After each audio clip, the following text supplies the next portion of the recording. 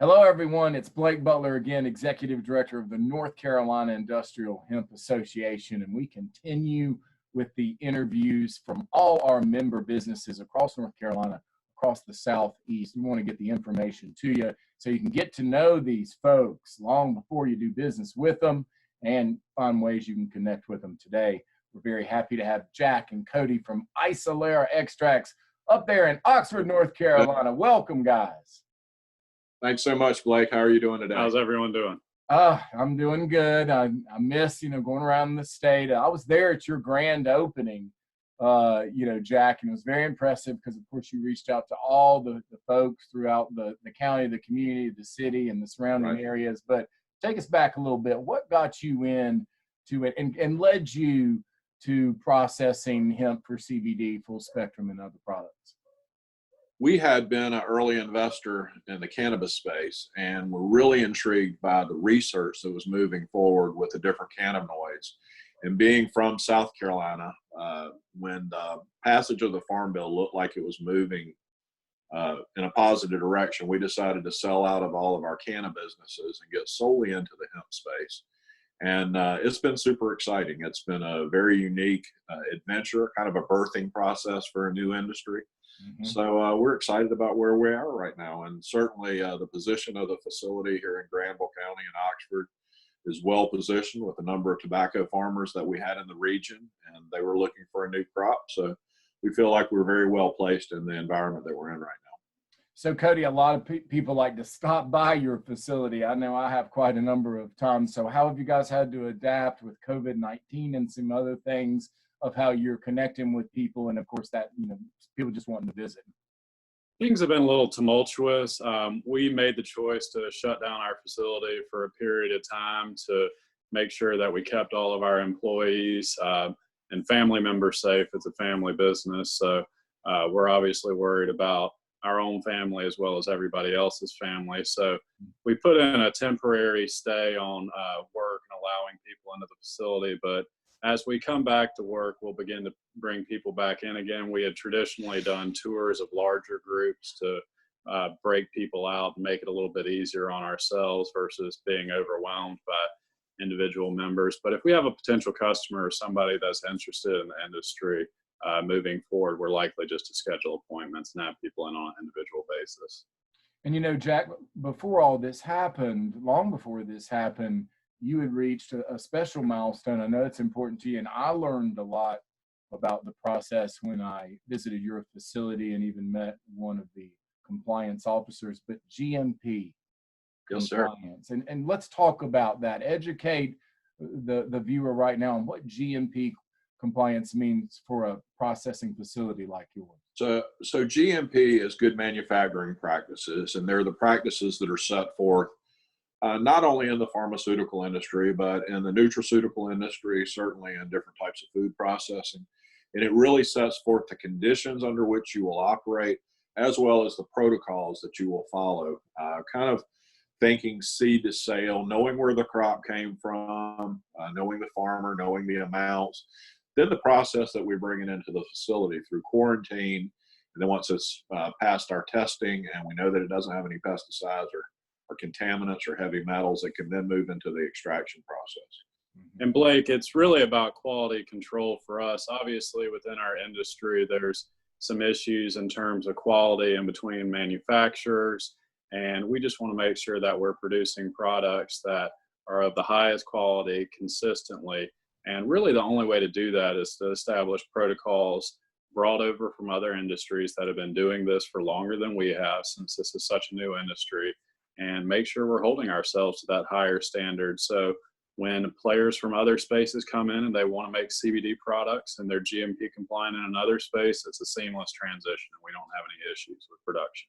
And on the back end of that, Kody, don't you really, you're sharing that information with the FDA once you get up and running. You're giving them that information to show them, and that's something that you can really shout from the mountaintops.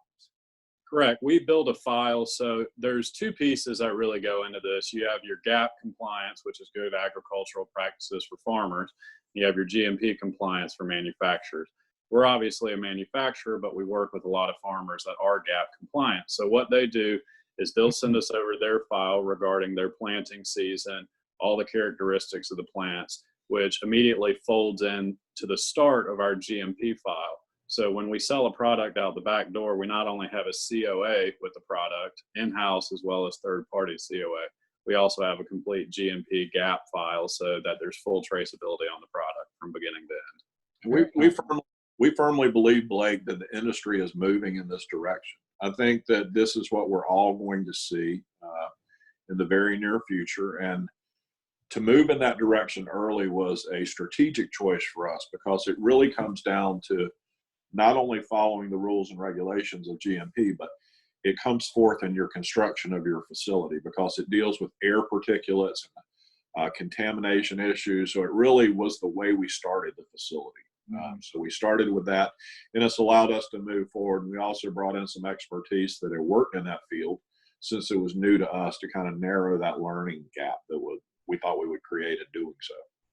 We have a very impressive facility. I love coming up there. So let's talk about this year, Jack, this harvest season. How do you envision yourself working with growers, other processors? I know the market has changed somewhat and opportunities come and go, but interested to see how yourself working within the supply chain there. Well, we've always been excited to work with our local farms here in North Carolina. We're so close to the Virginia border. We got some crossover there, but you know, the biggest hurdle I see for us right now is from the farmer's perspective. We know that we're going to need product this coming year, but I think so many farmers were caught off guard this past season, looking for, you know, a number that was higher than what, you know, the market was going to bear. So what we actually did was started communicating with our farmers about 60 days before harvest, and said, it looks like there's going to be an overabundance of hemp, and we want you to know that, you know, we think prices are going to change. And of course, they probably overcorrected, but the hardest part today is we've got farmers that are looking for contract opportunities, and I can't predict what spot price will look like. So I think this year going in is a little questionable as to, you know, what the farmer's going to do. And two, Blake, so many people rush to this industry, be it on the farming side or the processing side, and there's been so much volatility in the marketplace, specifically downward over the last couple of months. It's putting pressure not only on manufacturers, but also on farmers to bring the absolute lowest prices to the table. And so many people had rushed into this space. There's an overabundance of biomass currently in the market, and there's an overabundance of finished goods in the market. So what I think will happen is a lot of farmers that had planted last year that couldn't sell their crop or sold their crop for less than what they expected, you know, the number of those farmers may decline. And I think you'll see prices increase over time with that, because obviously less supply, prices go up. So I think you'll see that in our space as well moving forward. But so many people rush to this as a cash cow. This is not an easy business. It's not a get rich quick scheme by any stretch of the imagination. And a lot of people have started to figure that out. So one thing I think that is a huge piece that I think we all need, Blake, and you and I speak on this frequently, is guidance from the FDA and the USDA.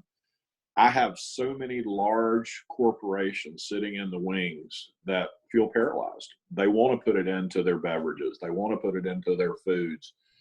And they just simply can't do it today. And when you have a facility the size of Isolera, our capacity is not to make 10 kilos of anything. It's to make hundreds and or thousands of kilos. So we need a commercial offtake. And, you know, the farmers understand, because we're in the same position as them. It's not a matter that we can't make it. It's not a matter that they can't grow it. It's a matter of who's going to buy it when we're finished with it. And I believe that we're sincerely have to get by that in the very near future. Good stuff from Jack and Kody from Isolera Extracts. So how does a grower or a processor or someone in the industry get in touch with you guys? What's the best way? They can reach out via email to Jack or Kody with a K, K-O-D-Y, at Isolera Extracts. We have a website, isoleraextracts.com, or they can call us directly. We have a 1-800 number that can be reached, as well as direct dial. We're there from 9 to 5 every day. We do run a second shift for production currently, but they don't take any inbound calls, but we're available. Well, we appreciate what you guys are doing for not only the industry, but for your community up there. You've created some jobs. You got some good partnerships going with the community around you. I know there's still some exciting things in the works, and you know, I think we all just got to be patient. And I really like where you guys are coming from with a realistic forecast of where we're heading. So thank you once again, Jack and Kody from Isolera Extracts, proud member and up there in Oxford, North Carolina. You guys have a nice weekend. Thanks, Blake. Thanks, Blake. Take care. All righty. Bye-bye.